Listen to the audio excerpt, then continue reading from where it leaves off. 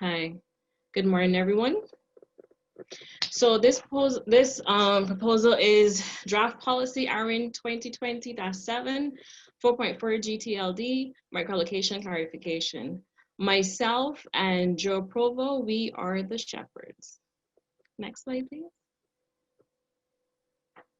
So the problem statement for this particular proposal, as stated in the NERPM section 4.4 micro-allocation, I'm not going to read the entire slide, but the gist of it all was the term new gTLD is confusing. It refers to all gTLDs that have been created since June of 2012. Can we go to the next slide, please? So the policy statement reads, I can sanction gTLD operators may justify up to the equivalent of the IPv4/23 block for each authorized gTLD, allocated from the free pool or received via transfer, but not from the above reservation. So this seemed pretty much like a editorial change at the beginning, but however, as the process progressed, the reviews that we would have gotten from persons in the community may have changed this. Next slide, please. So the proposal was entered on June 3rd, 2020. It was upgraded to a draft on the 23rd of June, 2020. And the language was changed. It was a very minor edit. It just made reference to which portion of the document that the excerpt was coming from. And that was done on the 14th of July, 2020. Next slide, please. So here are some comments that came from the PPML feedback. And pretty much the first comment is saying that even if we made this slight change, the entire section of 4.4 needed an update. It's pretty much saying, today, because of the implementation of the gTLD servers.net, the framework of this particular policy has become anachronism. My suggestion would be non-editorial rewrite of the entire section. So I must mention that it was two particular individuals who really discussed this on PPML. I didn't get a lot of other input from other members of the community. But these two individuals felt strongly that either we should rewrite the entire section of 4.4, or we could make the second point, it states, we could make an easy editorial change, and then at some point in the future, we could do a more substantive change to this section. So next slide, please. So for discussion, they could talk about, should the current policy be accepted as an editorial change, knowing that a rewrite in the future would be inevitable, or should we rewrite section 4.4? And should it be attempted under this particular policy? So that is the end. Any questions, comments? Thank you, Alicia. We can open up the floor. So this is not a recommended policy. So the AC is looking for feedback at this time on what they should do with this problem statement as a whole, and whether or not it's a problem that requires solving. And if it is a problem that requires solving, is the approach in the right direction?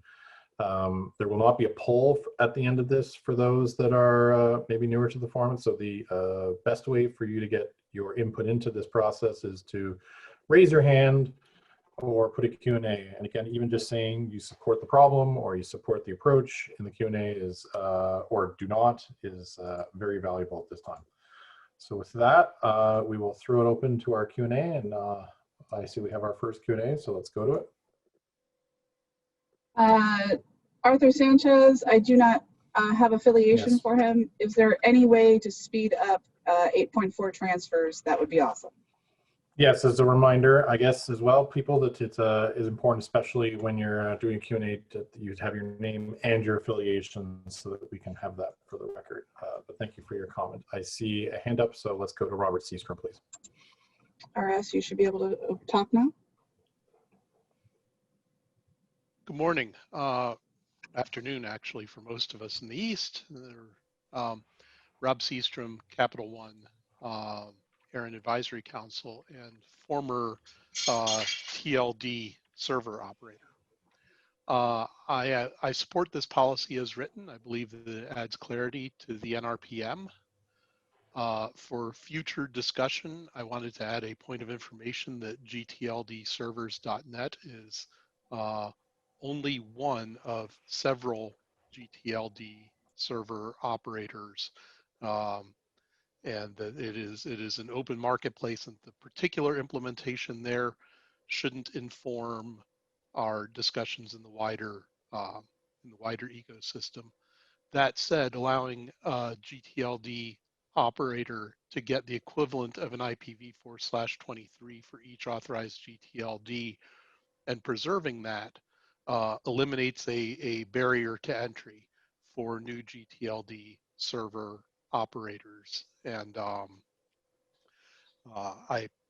like I said, I support this. Thank you. Thank you for your comment there. We have another Q&A, but just a reminder, I've seen a few people in chat say stuff like I support or I don't. It's very important that the chat not be used for that, because it doesn't get on the record. That input does not get to the AC. So please, if you wish, put that into the Q&A if you can. So let's go to our last question, and I'd ask if anybody else wants to get in that they do so, because we do not have anyone in the queue. I have Andrew Dull, ARIN AC, 8 Continents Network. Support this cleanup effort. Okay. Last call for any comments or questions or concerns on this approach. We'll be closing the microphones in 30 seconds, so please put some cues. We see a few coming in, but we will close the cues at the end of this next interaction. So next comment, please. I have David Farmer, UMN, support this policy as written. And then we have University of Minnesota. I have Chris Tassett of Tassett Law, also support this policy as written. Yes, and we had Joe Pace also says, I support the policies written. Thank you for those. Just again, the reminder, if you could just put in your question, your affiliation, so that we don't have to guess, we would appreciate that. Okay, seeing no other Q&A or comments, we will now close off on this policy. The input will be provided to the AC for their input. Thank you very much, Alicia, for your presentation.